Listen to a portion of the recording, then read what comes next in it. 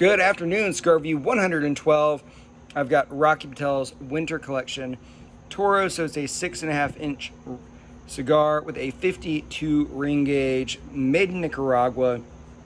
And I'll just say right off the bat, it's phenomenal. It's a top 5 cigar for me, hands down.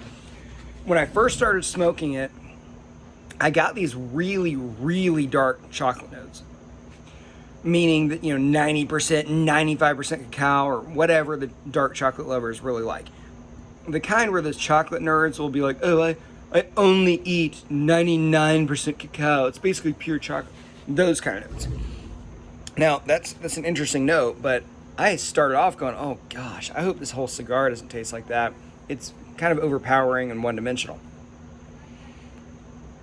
Then I start getting notes that are a little bit different. I start getting actual literal dirt. I'm starting to think, all right, this has got some of this earthy, foresty notes, and those continued. So I got more of those. I got kind of old cellar, and then it continues to evolve the more I smoke. I start getting hazelnut. So if you've ever had Frangelico liqueur, it was just like that. Then come in notes of kind of a sweet cereal, nutmeg, really complex. I continue smoking, it gets smoother, and I get less of that baking chocolate and more of a milk chocolate. And then I get notes of pepper, and towards the end it's even milkier chocolate, and I start getting butter and popcorn. So from a pure taste perspective, that's probably the most unique flavors I've identified in a cigar. It's world class, absolutely fantastic.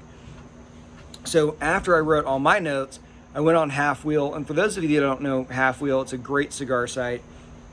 They do much better tasting notes than Cigar Aficionado. They're world-class notes, really detailed. And the guy said the same thing. He said, I'm getting earthy notes, and then later I'm getting kind of donut notes, which matches really well with my earthy notes, my chocolate notes, and then the kind of cereal notes that I got later on. I felt really good about that because often I smoke cigars and I get a couple notes, and maybe someone else will get a couple, and sometimes they overlap, but his notes were pretty much spot on with mine, and I really liked that because that guy is super expert. So the taste notes were absolutely fantastic. The only thing I would disagree with is he said that his cigar got smoother towards the beginning and got rougher later on. Mine would be the reverse. I did think it got smoother the more that I smoked it. Really, I think it peaked kind of in the middle. It was fantastic. Really good. A few other things I would point out. So one would be, this is a top cigar for me probably of all time. The others, just for your own knowledge, that I think are equal to this: the Flor Dominicana's Andalusian Bull, the Alec Bradley Prensado that I reviewed for Review 100, Oliva V. Milano, which I just reviewed, Henry Clay Stalk Cut, and then the Padron 1964. Those are really the only cigars that I've smoked I can think of that really could go toe-to-toe with this and match it. But this is, it's so good. It's absolutely fantastic.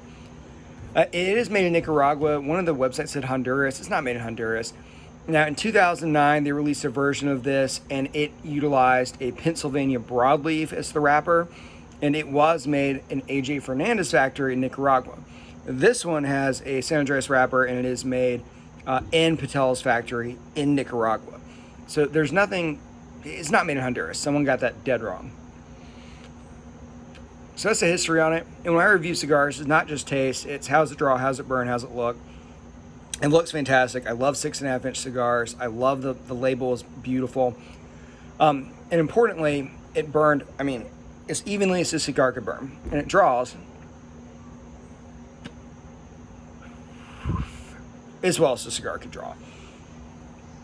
If I was to try to nitpick, and I'm getting like coffee notes, it's amazing. If I was to nitpick and find something to improve about this, it would be that I had more of them. There's nothing. Most cigars, I can come up with one or two things that I could nitpick about. I can't think of a thing. This is absolutely fantastic. Great cigar. I guess the other thing I would nitpick maybe would be the price. I think you can get them for about $9 or $10 online. I paid like $13 at a cigar store, so clearly I got conned. But I really like it. Only other elephant in the room in the video is I do have a new mustache and it looks awful. Just ignore it. But guys, you got to have this one. Cigar Review number 112, Rocky Patel Winter Collection Toro. One of the best cigars I've certainly ever had. If you've had it and you love it, let me know. If you've had it and you hate it, let me know.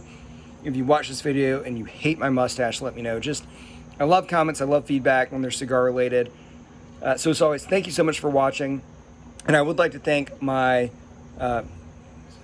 sponsors, myself. It's just me. So if you want to, subscribe to my channel and watch more reviews. As always, thank you for watching.